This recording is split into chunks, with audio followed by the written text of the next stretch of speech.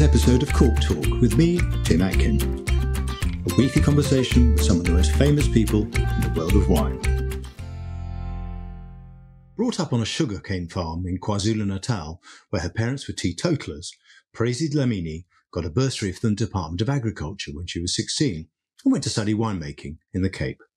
Her meteoric career has taken her from a spell at Distell to a job as the general manager of Adama Wines, where she runs an all-female team of black women and has developed Amandla, a brilliant and deservedly popular South African brand. Hello, Praisy, and welcome to the podcast. Thank you, Tim. Glad to be here. It's a pleasure to hear your voice. You're in South Africa, aren't you? You're about to go into summer, you lucky guys, tomorrow. Yes, no, we are very privileged. Tomorrow, on the 1st of December, actually, it's officially summer days in South Africa. And in Cape Town, like literally it excels in the summer days. Yeah. I think I hate you because we're in the middle of winter here. We haven't even got to the shortest day yet. Oh, I'm so sorry. I don't wish to be you, but yeah. It's tough, isn't it? Listen, so much to talk about because your story is such a brilliant story and inspiring story. Let's begin with your beginnings, as it were, because you're born in Kwa-Zulu Natal, which is a long way from the winelands of the Western Cape. I just wonder whether wine was part of your life when you were growing up. Can you remember the first bottle you tried, maybe? No, so wine was never part of my life. I was born in a Christian family, and I tried to also instill the same values for my children. So wine was a no-go. No-go? Really? No. It was a no-go. Yeah. We never had it on a dinner table or on a lunch table or whatever the case is. You were not allowed to drink, even if you did something, you just hide it so that parents don't see. So all my, growing up, I was not exposed to wine. No. But food, yes. I mean, were your parents foodies in a way? The thing is, my gran was a foodie. And, we were talking about it the other day with a friend and how, our parents did certain things in a certain way. So my gran had a garden where she grew vegetables organically. And she taught us, literally, we always, used to eat off our own garden in terms of vegetables. So I think in terms of foodie, yes, she didn't know that she was a foodie, but she was, because she always grew all the vegetables in the house. I suppose, and in a way, that was training your palate, maybe? You're getting used to eating good food, fresh vegetables, right? Now that you're saying that, I remember when I was in a tasting, and I was tasting something like a burnt sugar cane, because obviously in our house we had sugar cane, and my mind took me back to that kind of taste profile. And I said, this tastes like a burnt sugar cane. And one of the winemakers said, but it's bread. And I was like, oh, wow. So till today, I can be able to identify bread just because of that.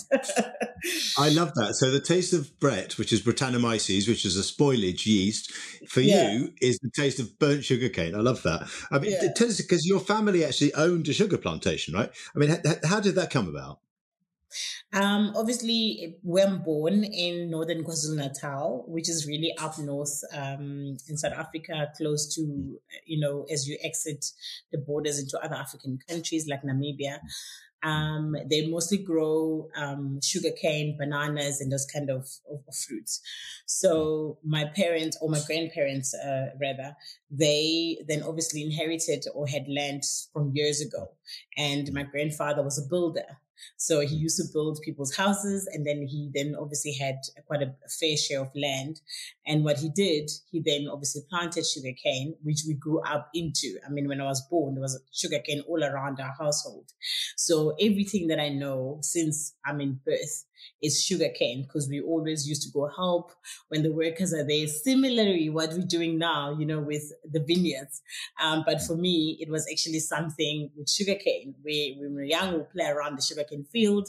And when we're plowing, we'll be there helping the people in the field and just putting it into the spaces and putting manures and also all the other stuff. So literally, then I didn't know, obviously, that I'll be here. But in terms of trail, it's similar. So, I mean, in my family, we had that. Yeah. You're involved with agriculture, basically. Yeah, but it just 100%. Happened to be and KwaZulu Natal is what, sort of subtropical then, is it? Yes, it's very tropical and humid. Yeah. And presumably what you're saying, if they didn't like wine, they didn't make any of it into rum, right? The sugar cane was used for sugar, was it? Yeah, yeah. Yeah. I want you to tell me about something that is popular in KwaZulu Natal, and forgive my Zulu, but this is umqombothi. How do you say? Is that right? Which is a maize-based beer. Oh, Yeah. can you say it for me? Because you'll say it much better than I can. Umqombothi. So the key, I basically, love the click is the best bit, isn't it? it's the See, clink, right? I knew you were going to do that, so I did it deliberately so that you could give me the click. Can you give it one more time for us? Umqombothi. It's just brilliant. So that's a maize-based beer. That's what people drink more of that than they do of wine, right? Yeah. I mean, you weren't drinking wine either, right? Yeah. No, I mean, obviously that was always a drink that people used to enjoy during festivities, and whenever there's, if it's traditional festivities around the area, because I grew up in a village community. So people always, drink that. And that's what, we've been exposed to. But obviously, as I said again, not in my family, because Christian family, that can't family touch was it. Christian. So even still, because it can make you drunk if you actually enjoy too much of it. So yeah. But what do they think now that you're a winemaker? I mean, do they think, oh God, don't bring Praisy over Christmas in case she brings a bottle of wine? Or what? No. But this is the thing, though. It's amazing how when I grew up, our generation versus to now, how times have changed and how we've now, grown to being welcoming to actually to the westernized way of doing things. I mean, my family now is December. They're like, oh, you're going to send us some few cases of wine, Oh, so they drink wine now. You've converted them.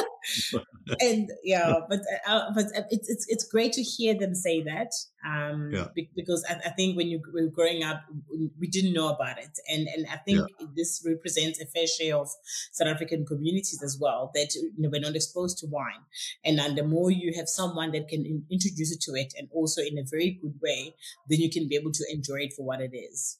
Yeah, I think it makes sense. I mean, you were a smart student at school. Your favourite subject was chemistry. And I read somewhere you were considering a career as a food technologist. I'm glad you didn't become one of those. Was that serious that you might have become a food technologist?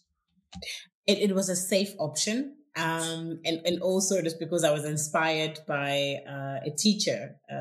It's amazing how when you have a good teacher in your as you grow, they influence your decisions. So yes, I was influenced, and I was like, oh wow, I love this. And I think for me, it was the science behind the tin food, how you can preserve it and how you can be able to actually still enjoy it. So I think it was more around that. And I just was fascinated by it and I wanted to learn more about it. Yeah. Instead of which you got this bursary, didn't you, from the Department of Agriculture, which meant you went to Elsenburg Agricultural College, which is in the Cape. And it was the first time I think you'd left KwaZulu Natal and you were 16. I mean, that sounds pretty scary. Trust me, I said to someone when I was traveling by bus, because it was a 17-hour long bus ride, and I kept on seeing these hills, that looked like Table Mountains. And I was like, oh, we've arrived. And they said, nope. And why are we still driving for another hour or so? Because we should be here. So it was a very long ride, but the beautiful thing about that is that every single thing was taken care of. And I say to people, I wish, the generation of today can have what I had, because when I landed or when I got into the bus stop, someone was waiting for me with my name and they took me to the race where I could go and register. So everything was thought out. So it was a beautiful experience, but even though it was scary, but I'm glad I took a chance. And you had to learn Afrikaans, to study in Afrikaans, because some of the textbooks and lectures were in Afrikaans. And you went back home, didn't you, after 3 months? Yeah. And is it true you considered not going back? And was it your mum who persuaded you to go back? Yes. So my mom is more like me right now with my kids, right?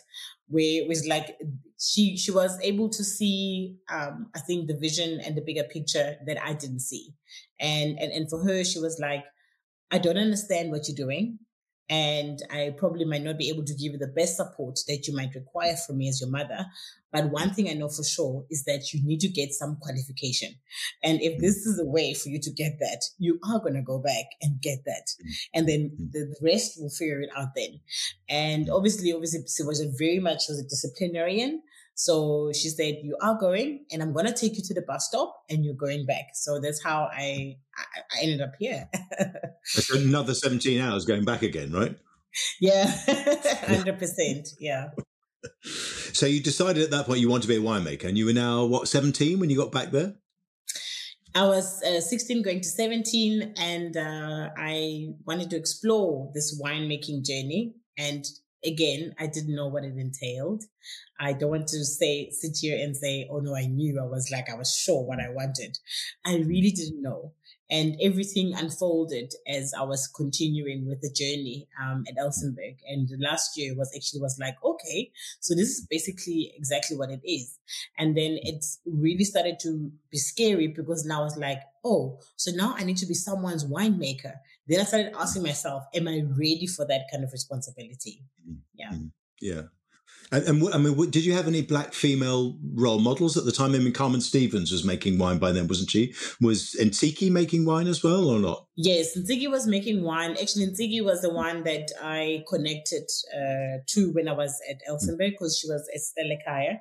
So I remember she even offered me a weekend job. She said, you know what, come and work here for a weekend and do tastings and just familiarize yourself with the wine culture.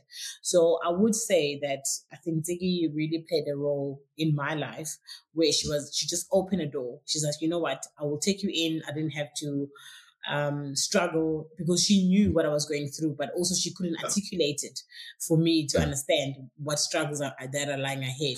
But she was like, I'll be with you. And we've known each other since then. Yeah.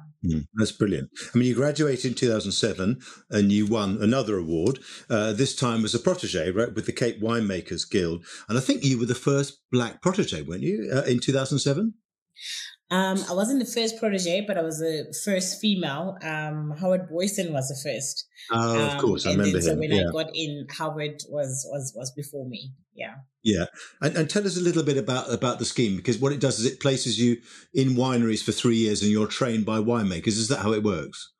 100%. So what the Cape Winemakers Guild Protege program does is that literally it's another layer of foundation on top of your graduation, because when you graduate, you just qualified, but you don't have really much experience.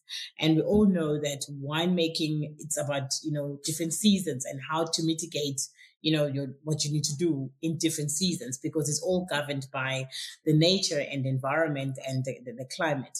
So, as a young winemaker who is probably coming out of the province, not even about color, but just coming out of the province, who's not really familiar with the vineyards, who doesn't even know how, it behaves and what you need to expect, to get into the protege program was a perfect fit for me, because then I was able to, number one, be mentored by, well-esteemed, very well-experienced winemakers.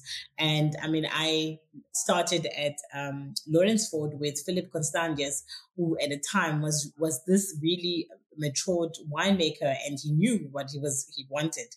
But the beautiful thing about it, he plugged me in with an amazing team. So when I got in there was support, and I was able to learn as much as possible while I was there, because mentorship is all about that the person needs to absorb and learn as much as possible while they're in the area. And then also take something from you as a mentor, and which then obviously through tastings that we used to attend, Philip will, take me to these tastings with the other guild members, and you will learn from them. You will hear them debating. You will hear them discussing the wines. You will hear them talking about areas around the world. And as a young winemaker, you'll be overwhelmed. But now when I look at my notes that I made then, I'm like, wow. So technically I knew this then, but I didn't understand it. And now that I'm here, I'm like, oh my goodness. So it is that. So you were soaking it up, basically, all this information, yeah? 100%, 100%, yeah. And networking is another thing. Well, exactly. And you also worked with David Finlayson, lovely person. He was at Glencarlu, now Edgbaston. Yes. And Peter Pereira, Bubbles at Graham Beck. And very important for you, wasn't it? Particularly Bubbles, I think. You know, I mean, Bubbles is such a lot of fun. No, Peter, well, David, I think for him, I actually met him a few months ago, and I said to him, you know, you prepared me for where I was going for Adama Wines, because obviously we had to start something from scratch and build it up. And when he moved to Edgbaston, that's exactly what he did, and exposed me to that. So, which I said to him, now I recall those moments and I know why I had to be there. And with Peter Ferreira, oh my goodness, that man, passion is contagious. Like, you know, he makes you really fall in love with what you're doing. And till today, I remember I asked him, I know you obviously have been around the industry for so long, but why you keep on doing it? He says, Praisy, I don't see it as a job. It's part of who I am. And he makes it okay to fall in love with what you do. So yeah. So you finished the programme, then you went off to work for Distell, which is now Heineken Beverages, which is the biggest producer in the wine industry in South Africa. You worked at Fleur du Cap, and then Zonnebloem, where I think I met you. I mean, what did that experience teach you? I mean, can big be beautiful in a sense that you're working for this big winery? Did you find your way within it in a way? Sure, you can get lost there, I must tell you, and it's overwhelming because of the size. But what it taught me is how corporate works. And everything, if you're in corporate, there's policies, there's structures, and there's things like organograms, there's, things like margins. Like it teaches you all this, corporate jargon that you need to sort of, know. But as I said again, it's something that I didn't know then that was preparing me for now. Because if really I didn't, go through all of that, I will not be able to be well equipped to be in this position that I am. Because winemaking is one part of it. But at the end of the day, you're still running a business, and it needs to be sound and it needs to be profitable. So I would say that as much as, with Distell then and Heineken now, I got the sense of making wine, which I thought I was just being the best winemaker. I was just doing my job. But now I'm like, you know what? I learned how to put systems and structures and policies in place because I was there. So yeah. That's useful, isn't it? Yeah. I mean, you did a spell for a while, I didn't know this about you, with Anchor Yeast. And then you were approached by Petrus Bosman, wonderful Petrus, at Bosman Family Vineyards in Wellington, to run Adama Wines as GM, basically. I mean, how did he know about you? Because it sounds almost like the perfect job for you. I mean, was it a startup, Adama Wines, or was it already running under the Bosman umbrella? They were actually 6 months into business, and because I joined them only in June after harvest. And I don't know how we heard, to be honest. I just received a phone call from the HR at the time, Carmen McCary, and she's like, we would like to you to come for an interview. And I said, I'm not looking for a job. Because obviously Anchor was for me what I needed, because I was a mom and I was like, I wanted to be there for my son. So I needed a job, sort of like an 8 to 5, and still, still a moment or two in the wine industry, because obviously I was still servicing the wine industry. And little did I know that I was actually going to be sucked back into the love of what wine is, but not only just wine, people, which is, I think, the core of what we do. Yeah. And, it's a remarkable project that, the whole Bosman setup, isn't it? And can you just tell us a little bit about the way Adama fits into it, and particularly its ownership structure, really? So, obviously, Bosman Adama, in its dilution with the Adama Polo Trust, which is a farm workers trust, owns majority of the business. And the Adama Trust also owns part of our business, like 25% of it. And then the Dynasty Trust, which is the ladies, the team, the core team that's actually managing everything, is owning 15% of the business. 15 or 50? 15. 15. Yeah, Yeah. and I mean, and Adama is entirely run by black women, isn't it? I mean, how many of those grew up on the farm? Any? Because I mean, they've got to the point now with Bosman where lots of people who were born on Yeah. the farm have gone on Yeah. to university and become lawyers and accountants and all sorts of stuff. It's an amazingly inspiring story, I think. Yeah, yeah, yeah. I think myself, obviously, out of the province and out of the farm as well in Cape Town. Some of them are born from Ruth, who's our viticulturist. She's from Porterville. Actually, Porterville. That's where we also have producers. Two of our producers are coming from there.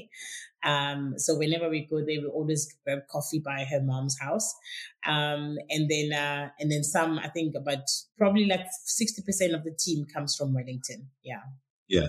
I mean, it really is a farm community in the best sense, isn't it? In that, you've got creches, you've got people going off to school, Yes. you've got healthcare, you've got education, you've got people working in a business of which they own a part, right? Yeah. And I just wondered, is that business model unusual in the Cape? Is it almost unique or not? I don't know. It is unique in a sense that, where I'm sitting, I don't know if there's anyone else who has done it in a scale also or size that we have done it. But you know what? It takes really investment. If you are a shareholder in it or a partner in it, you've got to be in it not for the money, and you've got to be in it for more than just that. Because trust me, there's moments where we haven't made money for the first 3 years, and it was really that anchor of the investment that came in, and obviously just us trading ourselves to liquidity. So easily it could have been just dissolved and then say, you know what, we're not going to do this. But to look at ourselves now, where we really have turned a leaf and tried to get into spaces where we can be able to, create more value into the business, not just for us, but for the farming community and investing back to their children. So I think you've got to be in it for more than just money. If it's money, then it's not it. And is it the fact that the longer you've worked there in the business, the bigger the dividend you get? Is that correct? That once you've been there over 5 years or something, you get a slightly bigger dividend? Is that correct? To be honest with you, we have not really even seen much dividends because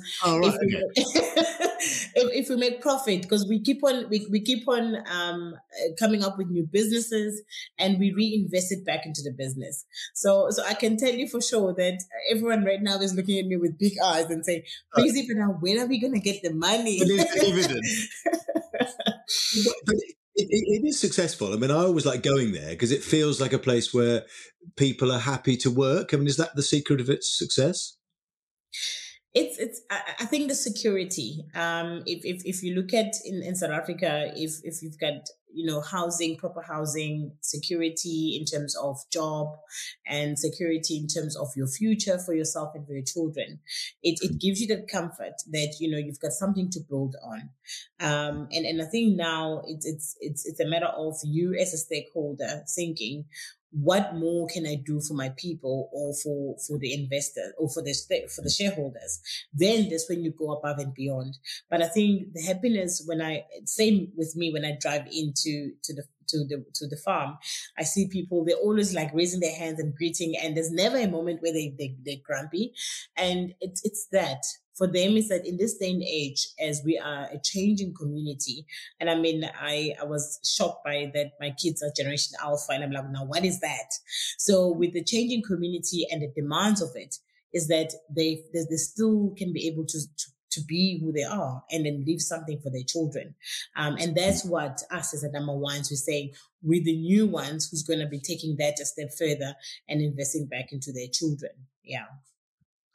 Tell us a bit now about Amandla, which is a different brand, which you developed in 2020. And am I right in saying it's part of something called Her Wine Collection or the Her Wine Collection? It's your brand, isn't it? Had you always dreamt of having your own brand? You know, I always argue with my team when they're saying your own brand. I'm like, it's a company's brand. I'm just really trusted to steer it forward and make sure that it doesn't sink. But obviously, if you look at the ownership structure, it is probably partly my own brand. But Amandla really, I think, turned things around for us because it's actually what introduced us into a global market in a way that we didn't anticipate. We didn't even think that we could be a global player. And it was introduced late in 2022, around about October, and we only had 2 wines, which is Shiraz Zinfandel and Sauvignon Blanc. And it really got us right in there purely because it represented what the culture of South Africa is in terms of young Black females and them getting into the business space. Yeah. Mm. I mean, who are the wines aimed at? I mean, who are your ideal consumers, and both within South Africa and maybe in the UK, where, you know, or the States or wherever else you're selling the wine? So anyone that resonated to the story of Amandla, anyone that really was for the brand and what it stood for. Because even in South Africa, you mentioned her wine collection. We boldly went and said her, and then people still don't get used to it. They always ask, so where's the he's? And I'm like, well, the he's is the one that's supporting the her. And it's that. It's saying that the women are rising up to the platform where before we never did. And I remember my gran, the one that was saying that she was a foodie that she didn't know. She used to be at home. Whenever we come from school, the food will be prepared and we'll eat. So I always grew up and I've known her to be home and cooking and making sure that everything is right. Today, I'm not that mom or that woman. I'm running a business and I drop my kids at school and I go to work and I come home and I have to go and come again cook. So it showcases, it celebrates where we come from as a nation, and as a nation, not only of Black females, but of females in general. That's what I'm saying. It's really, it's one brand that is inclusive. It doesn't segregate who you are. If you resonate with the story and what it stands for, you are part of it. And also it's cross-generational. People that probably envies what we have right now. I envy what my kids have, and they can relate to it, and also they can enjoy it. And that's why also in the style of wines, we've made it such that it's wines that are not intimidating, because if you want to cross places and spaces and cultures, you mustn't come across as intimidating. You must come across as a person that's welcoming and open so that people can be able to infiltrate that. You know, they're affordable, aren't they? They're at good prices. And what about the styles? How did you decide on the styles that you made? That is all part of that approachability in a sense, is it? You said you started with Sauvignon, and what was it? The other one was Pinotage Zinfandel, wasn't it? Or Shiraz Zinfandel, I think. Shiraz Zinfandel, yes, yeah. It was exactly that. The approach to the style was that we want people to not be intimidated by wine, and especially this is now coming from our culture. I always take it for myself because then it's easier way to represent. It's what I know. So I always say that people felt intimidated by wine. And I said, guys, you can't be intimidated by wine. Wine is like any other, thing that you enjoy. If you enjoy whiskey or brandy, whatever it is, you just have to learn it. You have to just enjoy it as much as you can, and then you can be able to grow accustomed to it. I'm venturing into whiskey now because my partner loves whiskey. So I'm tasting different styles of whiskey. Hence, I'm saying that you just have to be open and learn it as far as possible. And that's wine as well. I like that. Were you surprised by how quickly it took off and by how much support it got? Yes. As a brand? I didn't know that by just packaging your story and sharing your story to the world, that there's someone out there who's ready and willing to say, I will support you just because of their story. And I always remember myself as a young girl that's 16 to 17-year-old, and that came into On the the bus. space that they didn't know. Yeah. And I said, someone really is fascinated by that, and because they're inspired by it as well. So it's still, we can't get used to it, because you can never get used to success, and that's the whole point, because otherwise then it's gonna grow up into your head. So we're still humble, and we're still saying, what more can we do, and how can we teach people also how to do things? Yeah. Yeah. And where did it get most support to start with, in South Africa or on overseas markets? Definitely, our beautiful UK market is really, I think, leading by far, but South Africa as well, and as especially the Gauteng or the Johannesburg area, a lot of women are saying, you know what, we will stand with you. Just because of your story, and the wines also are accessible, we can be able to enjoy them. So we really growing into the space. Yeah.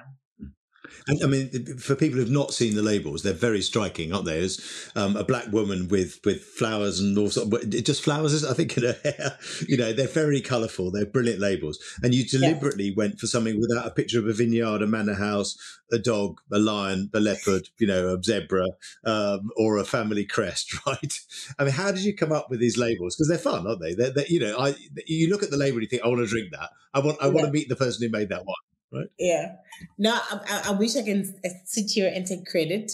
I really will give credit to our creative team and designer, James from Gigantics Creatives. He actually helped us into, you know, taking the idea and putting it into life the way it is, because obviously what we had was an idea. This is what we want to put across. And also what we wanted was, how do we put the story on shelf so that the person, when they look at the wine and the label, they can get it right there in a few seconds. Yeah. And he was able to translate all of that into a nice, beautiful label that it is right now. Yeah. Yeah, I mean, they're very memorable, aren't they? Like, you've seen it once, you say, "Oh, I remember that," you know, and it looks South African, I think, don't you? Without putting a lion or a leopard or a, you know, all those things on it, right? Yeah, yeah. Tell me a bit about. Go on. Even actually South African market, they're saying, can we just have the label, you know? And I said, I don't know if you guys are ready for it. I mean, tell me whether the Black South Africans are embracing wine more. I mean, it's a big beer market, you know, other drinks as well, you know, spirits, RTDs, things like that. I mean, is wine seen as aspirational on one hand? Is it seen as being more democratic if you're doing something like you're doing? I mean, are we seeing that filtering down into the Black community now or not? No, I would really confidently say this, especially what do you call them? They usually call themselves Black Diamonds, or, you know, like those nice middle class so Joburgers, really, or towners or whatever, yeah. That are growing into like the young professionals, you know, where they realize that I want to enjoy my wine with food. I want to go and with my friends and enjoy a glass of wine. And I think the education that was put behind the brand or the wine as a whole from, I think, 5 years or 10 years ago is now actually we're reaping the rewards of that, where I think South Africa was really into educating people as to, you need to understand what wine is and how you can be able to safely and responsibly consume it. And I think now we're seeing that. And also women wanting to just show up in their element and saying that I don't want to not, you know, have what I want just because I don't understand it. So there's much more growing surge of women, especially enjoying wine. And also there's some men who really says, I want my wines big and bold, and they tell you what they want. And then so there's really a beautiful transition that I'm seeing at the moment when it comes to Black community of South Africa enjoying wines. I find that particularly in Joburg. I don't know about you, but I mean, in the Cape Town, you know, to a degree, but Joburg, it's very vibrant wine city now, and you know, lots of Black sommeliers, lots of Black, you know, but lots of Black collectors, but also just people who love wine, as you said, or want to drink it, right? Yeah, no, 100%. I think Joburg is more ahead in South Africa. I actually said to someone that if I look at the UK market is still way ahead of us. with everything, and also just being also vibrant and bold and just go-getters. I think what is second to that when it comes to the South African scape is Johannesburg or Gauteng. Cape Townians, we're still coming. We will be there. Watch this space, right? Let's talk a little bit about transformation, because my impression is that, for 20 years, it was quite slow, and yet we seem to be getting somewhere now. Do you think that's true? Are there more young black winemakers? Just this week, two black winemakers, Kiara Scott, good friend of mine, I'm sure of yours, at Brookdale, and Mika Engelbrecht at Neatlingshof, won the Diners Club winemaker and young winemaker of the year. It's the first time, I think, ever that two black winemakers, women winemakers, won in the same year, right? Do you know what? This is what we live for. And not because we have a thing against anyone else, but it's a beautiful picture to see that, slowly but surely there's some recognition, because there's so much hard work. Nobody talks about behind the scenes, like what it takes to get. I can't imagine. I mean, Kiara, for example, she's a mom, she's a wife, and I'm sure her life is crazy as it is. And to actually even comprehend, like, to still show up 100% in what you do and still perfect it. It's really, for me, something that really worth recognizing. And if the industry is at that level where they can be able to see that and celebrate it, then we're heading in the right direction.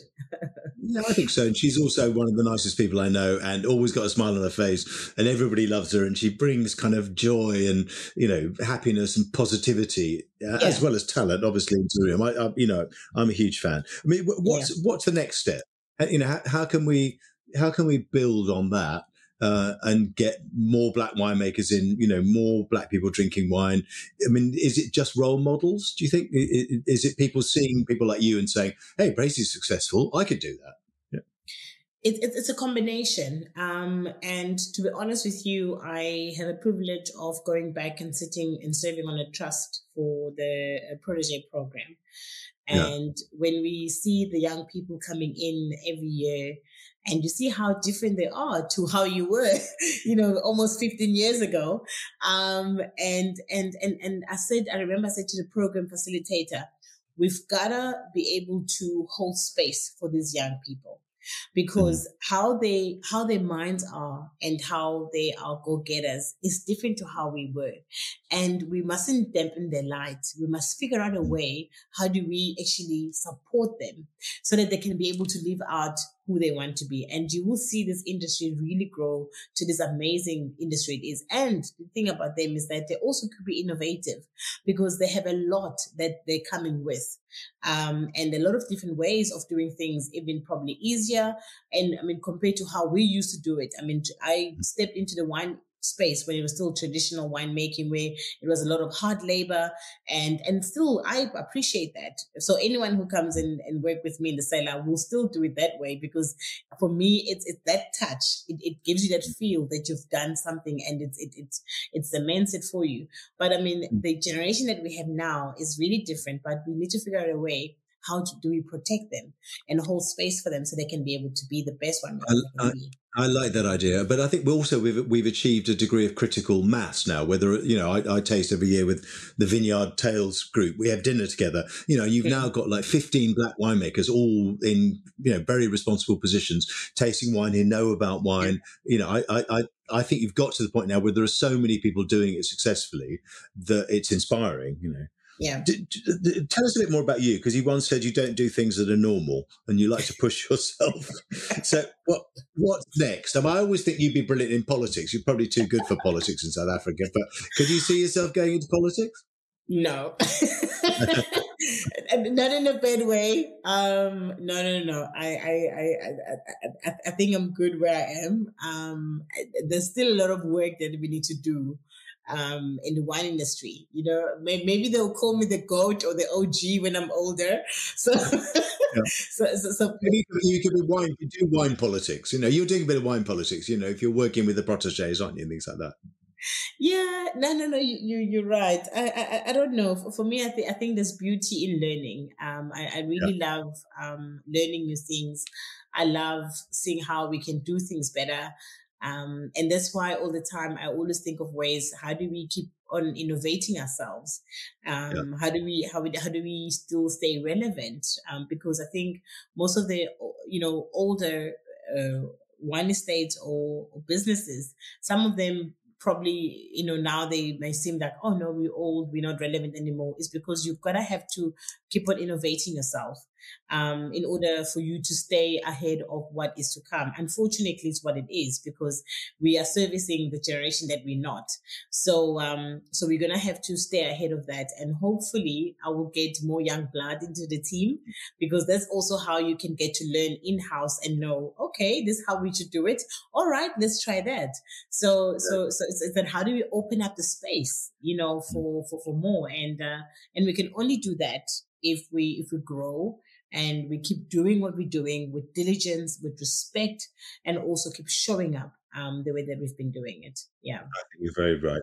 Last question is, how do you get away from wine? You've got a family and you're very dedicated to your family, I know. You're learning about whiskey. Lots of South African winemakers are also surfers. You've ever had to go surfing? How else do you get away from wine? Did you go and ride the waves? I'm one of those that watch them surf. That's where I am. So I love watching them surf there, but I'm a mother to a 13-year-old, and he's very sporty. He plays rugby, and he's in a very good school. So he keeps me active on Saturdays, on weekends. We take him training and we watch him play rugby. And also I've got a 2-year-old, and that one is already a mouthful and a half. So you're busy. Yeah. Listen, Praisy, it's been fantastic talking to you. You're always a laugh. Brilliant business. I love what you're doing. Keep on doing what you're doing and pushing yourself to innovate and be the best. It's great talking to you. See you soon. Thank you so much, Tim. What a great story. And I'm glad that Praisy got back on that bus to Elsenburg Agricultural College all those years ago. Next week on Cork Talk, my guest is Rod Smith, Chairman of the Institute of Masters of Wine. Join me then. Thanks for listening to Cork Talk. If you want to read more reports, articles and tasting notes by me, go to my website, timatkin.com. You can also follow me on Twitter @TimAtkin and on Instagram @TimAtkinMW. See you next week.